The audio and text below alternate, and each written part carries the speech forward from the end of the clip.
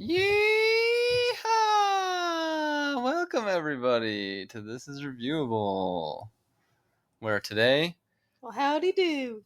we begin our Halloween Spooktacular Testicular Festivus celebration of Halloween time, where we're going to be talking about spooky movies and shows and whatever else, possibly even a video game. Who knows? How are we christening this, you ask? Micah, you want to tell them what we watched? So we watched Cartoon Network's Over the Garden Wall. It's like a mini series. Yeah. Those are 8 or 10 episodes. There are 10 episodes. But each one is only like 10 or 12 minutes. Right. So you could just watch this in one sitting. You're looking at a crispy 100 minutes-ish. Plus, a little bit more than that. But it's not going to set you back that much time, guys. It's basically like watching a movie. And this is something that we've actually been watching for years now. We watch it every single Halloween season, which is a big old fat hint that we love it. Right, Micah? Yeah. Yeah. We've shown this to friends. We've shown this to family. Got other people hooked on it. I think the last people we showed this to was Braden's dad. Mm-hmm. And I think like a couple months later we came and visited, and he was just listening to the soundtrack. Yeah, it was on his Spotify Wrapped, and then he doesn't listen to very much music, I don't think. And he looked up Potatoes and Molasses, which is just one of the songs more than once, and so it made it onto his like top 5 songs, and he's like, "Huh?" But it's really great. What would I compare this to? So you'll get Chowder vibes from it a little bit if you ever watched Chowder. Because, well, why don't you just tell them the premise, Micah?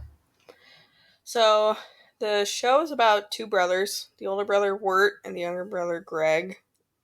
And the show starts, they're walking through the woods and they're trying to find their way home. Mm-hmm. And they have adventures and things happen to them in the woods while they're trying to get home. Yeah. Yep. And it's Halloween time. Yep. And it might sound basic, but it's a lot deeper than that. We'll talk about it a little bit in spoilers, because I almost don't even want to talk about it in spoilers. Well, the theme is fine to talk about. You think so? Well, yeah. This is such like, but also, you know what? We'll decide later if we're going to get into more details about what makes this allegorical and, more profound than just the surface level of these 2 kids trying to find their way home. But you're going to get Chowder vibes from it because Greg is voiced by the voice of Chowder, and he's a squat little guy like Chowder. So you're going to get a little bit of that. Wirt is voiced by Elijah Wood. Seriously? Yeah, you know who that is, right? Yeah, from Lord of the Rings. Frodo. Mr. Frodo. There is a woodsman who's voiced by Christopher Lloyd, a.k.a. Doc Brown from Back to the Future. And I can't remember who voices Beatrice. I don't know if that's a... Let's see. Don't know. Anyways, like, all the episodes are self-contained, but there is a through line of them, trying to make their way home. There's like a theme for each episode. For example, in one of the episodes, Tim Curry. Oh, right. I forgot Tim Curry's in it. He's barely in it, though. I know, but... Thomas Lennon? I don't know who that is. He's... All right, you need to be cut off now. Hang on, he's the friend from 17 Again. Gotcha. Sorry, there's just a lot of people in this. So one episode, they walk into a town called Pottsfield, and it's a bunch of people that wear pumpkins on their heads, and they're having a big festival. And the whole episode will take place in Pottsfield, and the story of the Pottsfield episode will begin, progress, and resolve within that one episode. But it's always like pushing them forward on their journey to get home. So it's a little bit episodic, but it is meant to be watched all at once. And all of the episodes are just so packed with like fun details and fun allegories and, slightly creepy overtones for some of them. Yeah, spooky. It's really not that scary of a show at all. No. This could be watched by kids, I think, as long as they're not too young. There are a couple of parts where it's like, it's a little spooky, a little spookier than your average Yeah, um, kids show. right. But if you think about like the original Disney, some of those were scary. You're talking Disney? You Yeah. mean Cartoon Network? No, like original Disney, like Sleeping Beauty, like the dragon at the end. That was kind of scary. I don't remember that being scary to me. I do remember the woods being scary in Snow White. Yeah, that's what I mean. It's like That's basically the extent of what is going to be scary. Yeah. Maybe a little more than that. I don't know. The dragon was pretty scary in Sleeping Beauty. But yeah, this is really funny. It's really quotable. It's very quirky. But it's also got a lot of great depth. Messages. And it's like they tell their story very well. And it's just awesome. And you should watch it. With the dirty brown water. What did you like about it? I think that the artwork on this show is really fun. Because it's definitely a cartoon. But like some of like the backgrounds and some of like the settings that they're in, just the artwork in it is so pretty. The and backgrounds like look kind of painted sometimes. Yeah. And just like the colors, like it's fall and yeah, it's just, and it's really funny. This is a really funny show. Yeah, it is. The freaking episode where they go to meet their uncle. Yeah. Unky Undercott. Also, nephew, you know me so well. Also, Micah bought a sweater. Oh my gosh, we bought it together. A sweater of Pottsfield. Yeah, we were scrolling on Instagram the other night, and the crew neck sweater popped up as an ad. We're like, And it says Pottsfield Harvest Festival, and it's got all those pumpkin head characters on it. And it's just so cool. And maybe we'll show you a picture of it when it arrives finally. Except after we ordered it, it's been what, like 2 weeks? Uh-huh. I was looking at the tracking and it's coming from China. Yeah. It's still there. Seriously? Yeah. I checked yesterday. Bummer. Yeah, anyways, this is a great, great, great show and will become a new tradition for you probably if you watch it. It's just a really easy, fun thing to watch during autumn. Yeah. And it could be like a fun little family tradition. Yeah, definitely. And then also, like, as we have said many times, there's layers to dig into this as well. So let's just talk about that. If you don't want to know anything about this, I would skip this part. And then come back and watch it later. Yeah. Listen to it later. Because it's nice to have someone point out some of the deeper, the allegories. Yeah. Because then it goes from being just a fun little cartoon you watched to, oh, wow, they put a lot of thought into this. Yeah. So if you haven't seen it, go and watch it and then come back and listen to this. Or listen to this and then know what to look for. Sure. And if you don't care, keep listening. But spoilers now, if we haven't made that clear. Yeah. This is in large part an allegory for purgatory. So they are Dante, right? There's a lot of Dante. There's a lot of just neat little nods to the fact that these two boys are not in the land of the living right now. And they're not fully dead. Let's just give some of the little things. So if any of you have read the Inferno or, the Divine Comedy in general, you know that Dante's love is Beatrice. That's the name of the woman that he loves, who eventually becomes his guide when he gets to paradise. So as the boys are it's called the unknown. They call it the unknown, the woods. As the boys are in the unknown, they are found by this bluebird named Beatrice, and she is their guide. She's kind of like their Virgil through this land. So that's a little like nod to Dante's Inferno. You find this out later on in the series, but something happens to the boys in the real world and they end up in a coma.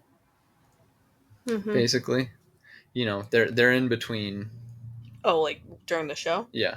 They're in between life and death. They have a choice to make, basically. Yeah, they're in between life and death. And then there's another episode where Beatrice is trying to get them to take the ferry across the pond to visit this like lady, and they need to pay 2 coins For the passage. for the toll for the ferry. And that will sound very familiar to anyone that knows about Greek mythology.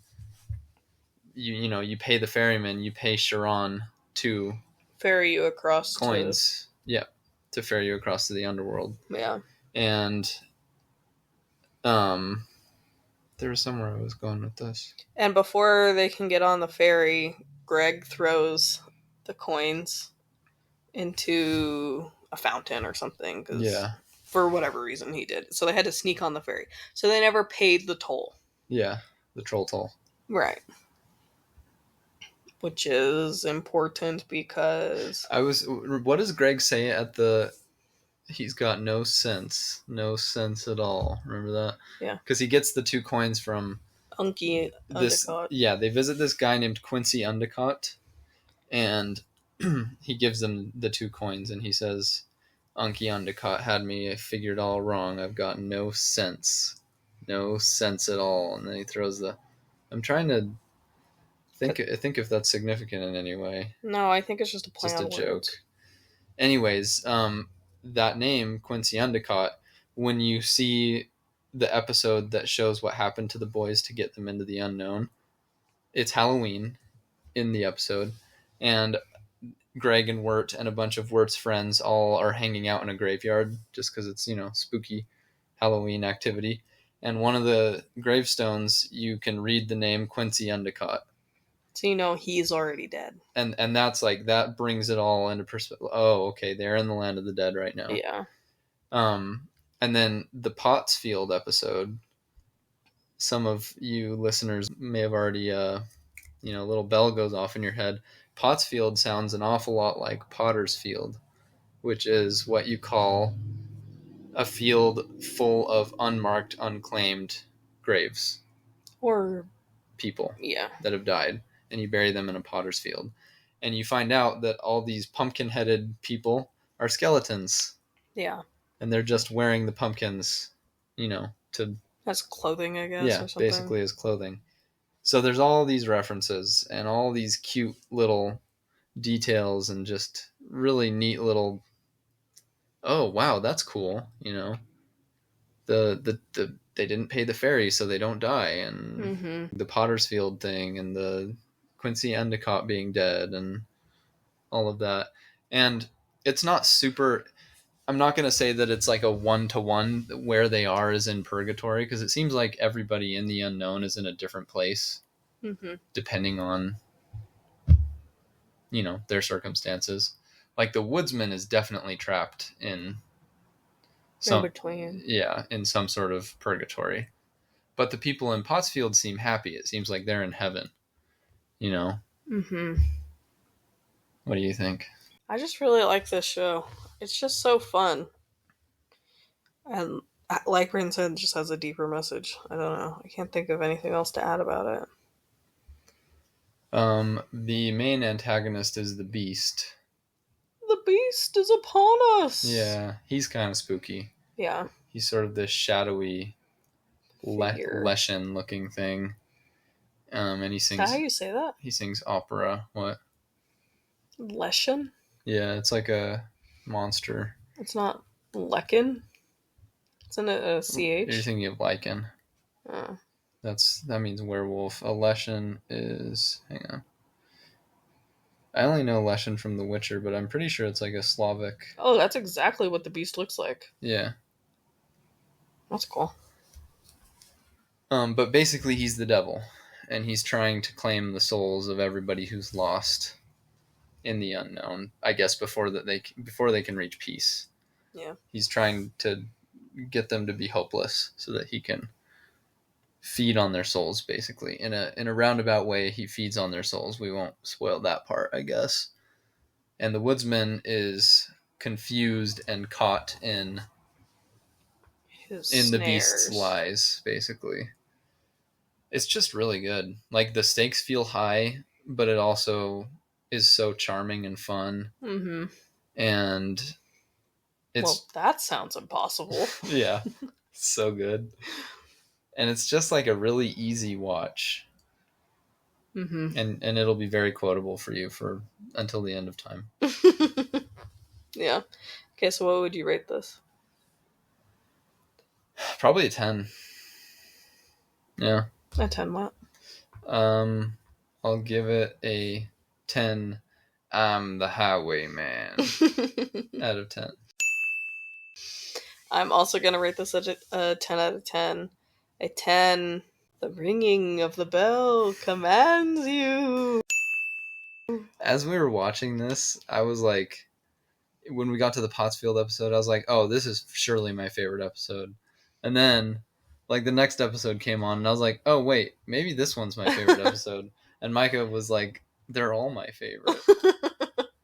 It's just so well done all throughout. Never overstays its welcome. Ends when it should. Yeah. It's great. Go watch this. Okay, I'll go first. What do you mean go first? You're the only one that has books. You don't have anything? I don't think so. Okay.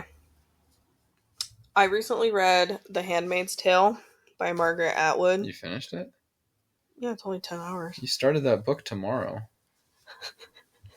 It's only 10 hours. Micah texted me tomorrow and was like, I started The Handmaid's Tale, and I was like, love that for you. Actually, that is what I actually said. And apparently she's done. Okay.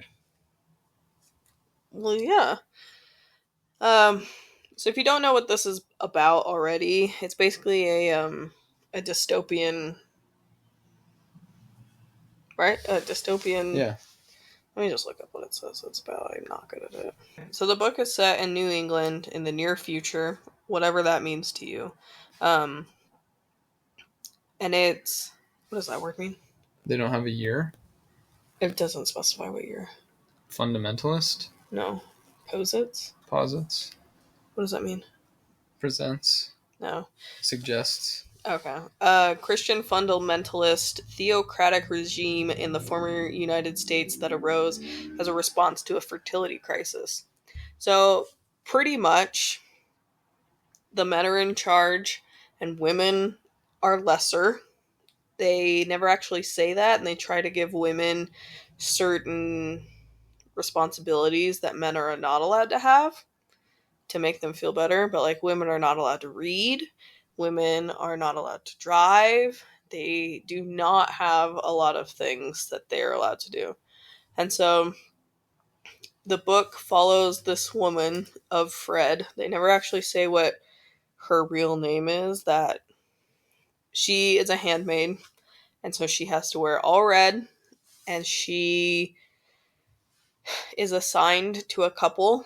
And once a month, when she is fertile, ovulating, yeah, the man of the house, the husband, has to service her in hopes that she will get pregnant and the couple will have a baby. And so most high-ranking couples, men, have a handmaid in hopes that they can have a baby. And Fred tried to flee with her husband and her kid at some point before the start of the story. And obviously she didn't make it. And she doesn't know what happened to her husband or her daughter. And this is just her experience going through this dystopian United States, pretty much. And it is really crazy because she talks about kind of when women lost a lot of rights. And in the same day, pretty much all women were fired from their jobs because of this fundamentalist group that was trying to take over. So they lost their jobs and they were no longer allowed to spend money in the same day. And they could have their closest male relative take care of their finances for them and buy things for them. But women lost a lot of rights pretty much all in one day. and it kind of is the fallout of that and how things got progressively worse. And it's very much so, you better tell on your neighbor or else it's your fault type of stuff going on.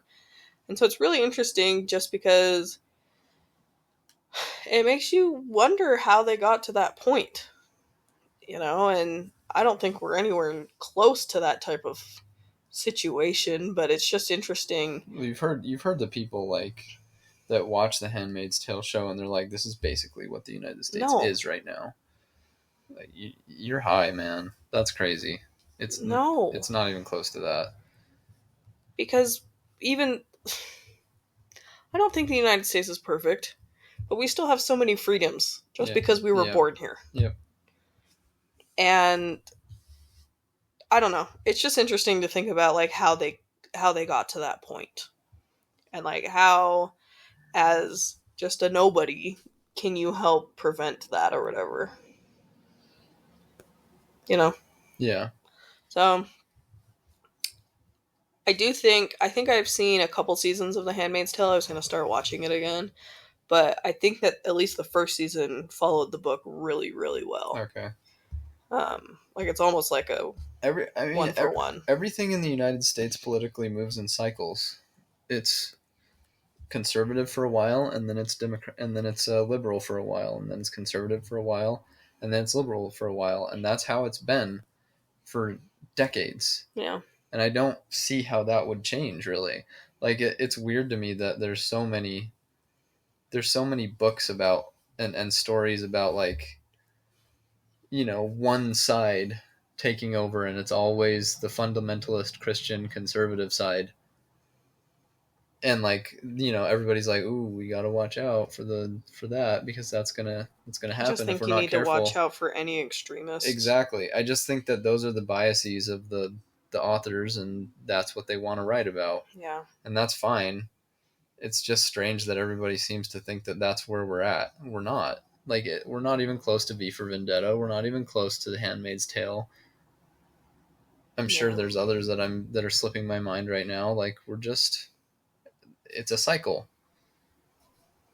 And every 4 years or so, you'll get the guy that you want or the girl that you want, and then you won't have the person that you want for another 4 years, and then you'll get the person you want for another 4 years, and it's just how it is. I don't know. It is just kind of a scary book because of thinking about, at least when I read books, I'm like, oh, what would it be like to live there? Oh, that would suck. I would hate to live there, Mm-hmm. And I will say, What will you say? there is like parental stuff. There is sex. There is language. Um, there is some violence. Um, and I will say it's not a ton, but it is there. So I think I'm gonna rate this book a 9. Pretty high. Yeah, I mean, it's pretty good. A 9 Pretty. red centers out of 10. There's one spoiler that I wanted to talk about, so skip ahead if you don't want to hear this. It's interesting. There's this one part towards the end of the book where of Fred and her partner, the other handmaid that's they're supposed to keep an eye on each other and make sure that they're following. They both know that neither of them are super devout followers of the teachings of all of this, and all of the handmaids and all of the wives have to go to this giant assembly. And in the assembly, they have basically, it's an execution where 2 handmaids and a wife have messed up so bad that they now are going to be executed. And they talk about in the book how they used to read off what the crimes were, but they saw an influx of those crimes after these executions, so they're not going to read off the crimes anymore. So they get hung or pew-pewed. I can't remember exactly. And then they have a guy come on, and it's obvious he's already been pretty beaten up. And Fred is like, I think he's probably drugged because of whatever. And they accuse him of some pretty horrible things. And after he's been accused, the handmaids, all of the handmaids in the district are supposed to beat the crap out of him. And that's how he dies. And Fred is like, I don't want to be a part of this. But as soon as the person in charge is like, okay, have at it, everybody like flips a switch and goes absolutely feral on this guy. And then as soon as the whistle is blown for them to stop, she's like, I felt so ashamed. And I didn't want to do that. And so it's just interesting, like, the social aspect of that. Like, she didn't want to, but because she's being watched by a bunch of people, she has to go crazy and then feels a ton of shame. Mm-hmm. I don't know. What do you think? It's a purge. Yeah. Of anger. Yeah. So, yeah. Should I talk about the video game or another book? Which video game? Dave. Yeah, talk about Dave. Okay, I also finished a game recently. Do you know who it's by? No. Okay, it was just an indie game, right? Korean. It's some Korean studio, but I don't remember what they're called. It's called Dave the Diver. And pretty much the game starts off, Dave is on vacation, he gets a call from someone he knows and it's like, hey, we're thinking about opening a restaurant, you should come and dive for the fish that we're going to serve at this restaurant. And so every day you go out on your boat and you go on 2 different dives to catch a bunch of fish for this restaurant. And then in the evenings you help serve the sushi to customers. And then that's how the game goes. And at first it starts off really, really easy. And really, like, the game is beautiful. You know, it's set in the ocean, you have all these colorful fish. Every time you dive in, you're kind of in a different section, and so it can look a little different color-wise. Like, there's been some dives where everything's really pink, and some of them where everything's really green. And I think that art-wise, they did a really good job of how things look. And it's really fun to catch all these different fish, and some of the times it can be a little bit stressful because you're trying to like catch a shark or something like that, and your health bar is how much oxygen you have left, and if you run out of oxygen, you die. And so every time you get hit by a enemy or I guess like one of the fish that will attack you or something. So that could be like a shark or like a barracuda or other such things. Your health bar, so your O2 will go down. And in the beginning, you don't really have to worry about enemies or anything like that. You're just trying to catch fish and earn money to upgrade all of your things. But the game does put in objectives that can make it more difficult. And I think the story is really fun. My only issue with the game is that there's way too much talking. And like all of the objectives and some of like the side quests are really fun, but it takes way too long to click through all of the talking. Then I'm like, I am sick of this. I'm just going to click through and then I don't really know what I'm doing. And that's my issue. I realize that. Yeah. But it is a lot and it never gets better. You know, like at the beginning of the game, you have to learn how to do things and like the tutorial and all of that. And I understand that, but the game doesn't get lighter on the dialogue, which bugs me. Yeah. Micah hates dialogue. I will say the DLC, isn't that what it was? Klaus? Oh, Klaus was a DLC? I'm pretty sure. That was fucking stupid. Yeah. That was awful. So one of the DLCs, I think there's 2. I think one of them is Godzilla, which that one's pretty fun, that DLC. And the second one is Klaus, which is a great white shark. And anytime it's super stormy, you can dive at night and go into this vortex to fight Klaus, the great white shark. And I'd already tried to fight him once, and I got so frustrated I just let myself die and get rescued and go back up. And the second time I tried to fight him, I was like, oh, Brayden, like, should I fight him? And Brayden was like, oh, yeah, of course. So I died like 7 times, probably. I was like, Brayden, if you don't help me like fight this dinosaur, or not this shark, I'm never gonna play this game ever again. And so then Brayden helps me, and he starts going, and he died probably 10 times, and he's getting so mad, and I wouldn't let him quit because I was gonna lose a lot of good stuff. And I think Brayden rage quit, and then 10 minutes later comes back and he's like, okay, fine, I'll do it. He dies, what, another 10 times? Yeah. Rage quits again. Here's the problem with the boss fights in that game. Yeah. You move so slow, you have no maneuverability, and that's fine if you design the boss well enough that you can actually avoid it with what maneuverability you do have. The problem is the boss is way, way, way faster. Yeah. And way bigger than you. Yeah. And so even if you dodge him, he might turn around and on top of you. In the turning animation, his 1 pixel of his fin touches you, and you lose life, and it's so frustrating. Yeah. That is really frustrating with some of the boss fights. And there's not a ton, but I love the animation of, you run into a boss and then it has its own like comic page or something where it's like a freeze frame and then it like... Yeah, but Bancho is the best. Sure. All of Bancho's animations. That's really cool when you fight bosses. But like Brandon said, like, I don't think they're very consistent on what, like, the tail of sharks and stuff will sometimes give you damage and sometimes won't. And that's really hard to adjust to. Because you try and avoid all of him, but, like, if you try and shoot the tail, half the time it misses, half the time it doesn't. But 75% of the time, the tail does do damage to you. Yeah. Which is frustrating. But I think this game is really pretty, and it's really fun, and there was one time where I was like, oh, I'm getting kind of bored, and then the objective came in, like, the next day, gameplay-wise, and I was like, oh, this game is really fun again, you know? Like, there's enough new objectives and, like, different things to add on to and work on that I think this game is really fun.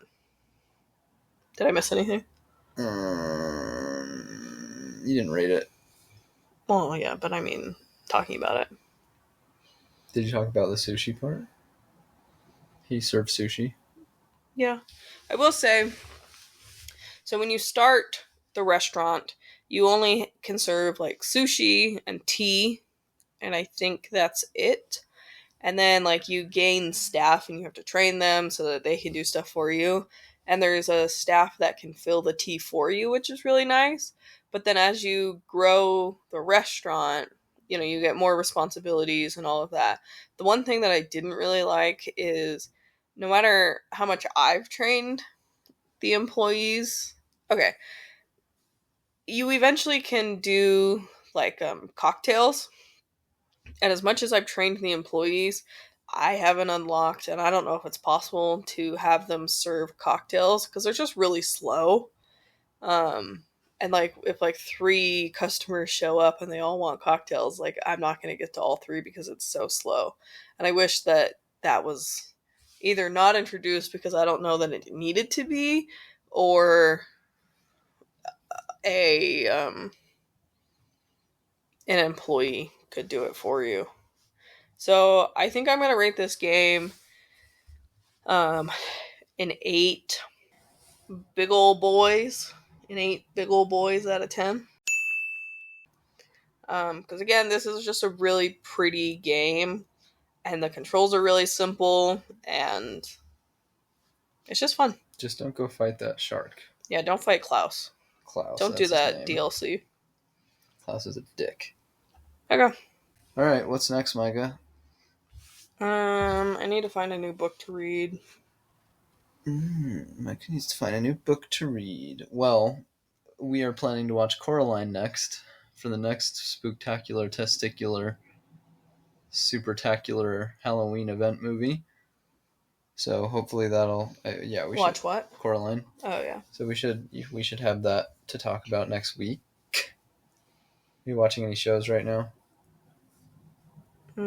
Yeah, I started the first season of Tell Me Lies, I don't know if I'll be done by next week, but I'm going to try. Why is everybody obsessed with lies? Pretty Little Lies, Tell Me Lies, Lies in Your Eyes, Big Little Lies. Big Little Lies. Because lies cause drama. I guess. Lies end marriages. The Lies of the Jedi. What if they made a show called The Lies of the Jedi, and it was just all of the lies that Anakin was alluding to in that line where he says he sees through the lies of the Jedi, and they just, whatever was in his head, we expound upon that, and that's what the show is. What do you think? It's great. All right, get us a freaking plane ticket to LA. We'll pitch this to Disney. That's wild. Okay. Good? Yeah. Okay. Bye.